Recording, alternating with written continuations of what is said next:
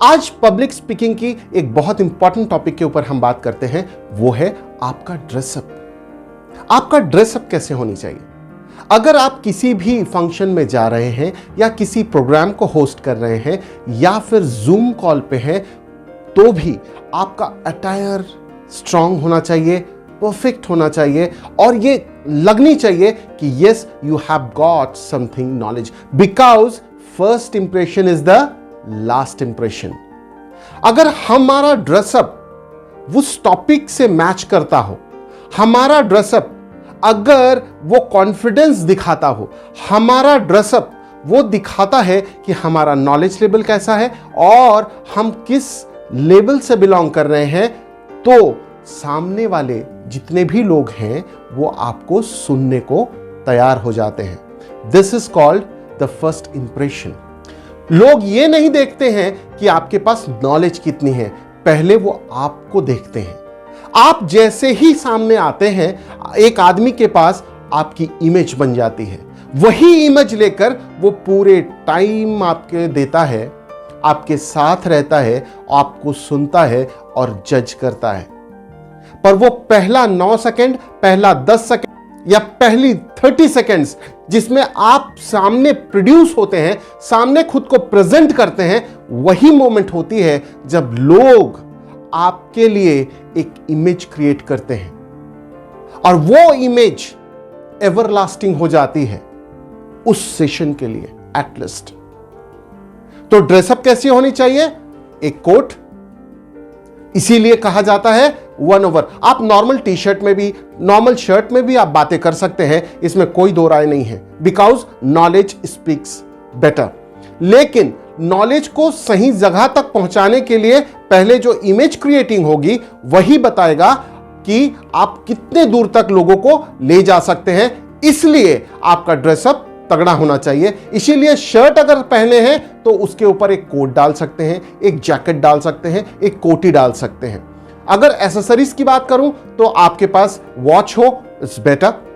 अगर टाई है, it's good. आपके शूज वेल पॉलिश्ड होने चाहिए, बढ़िया होने चाहिए, चमकना चाहिए। आप बेल्ट यूज कर सकते हैं।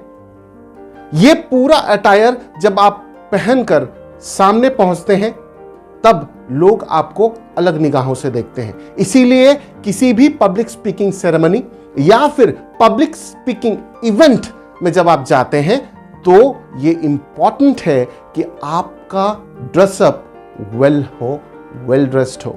एक छोटी सी टिप देता हूं जिससे आपको पता चलेगा कि सूट लेंथ कितनी होनी चाहिए या लेंथ कितनी होनी चाहिए आपकी कोट को। अगर आप अपने हाथों की मुट्ठी को ऐसे बांधेंगे तो ये जो लाइन है, ये लाइन आपके लाइन और लेंथ को टच करनी चाहिए, ये साइड।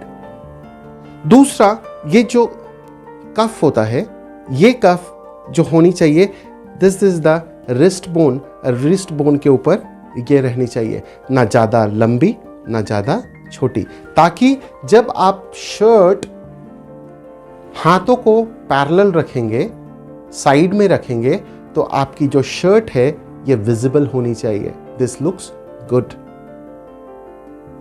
क्लियर है? That's it.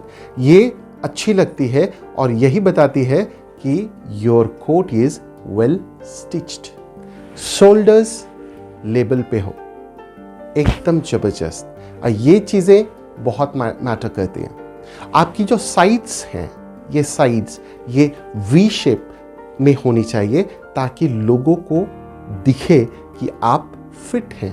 आप फिट हो या ना हो, इट डजंट मैटर, वो बातें बाद में करेंगे, मगर लोगों को क्या दिखेगा ये मैटर करता है।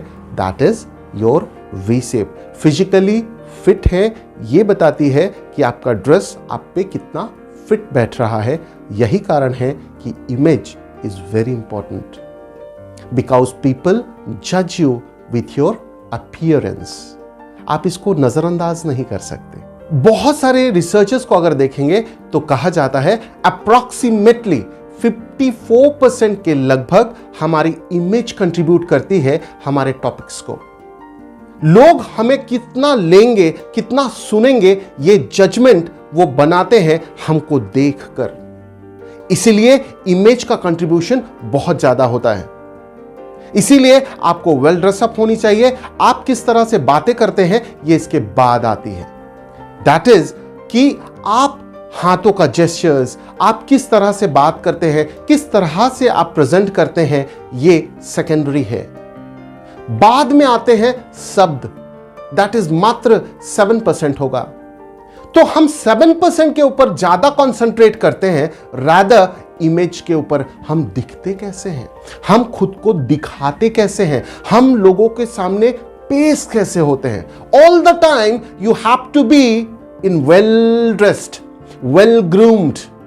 Once you maintain this thing or this system, you will gain definitely a different edge to other people or other speakers.